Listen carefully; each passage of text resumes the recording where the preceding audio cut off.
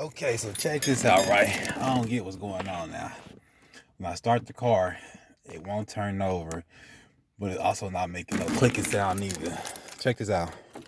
Like when I step on the gas, it doesn't do nothing either. You hear that? No nothing. I don't understand why it's doing that.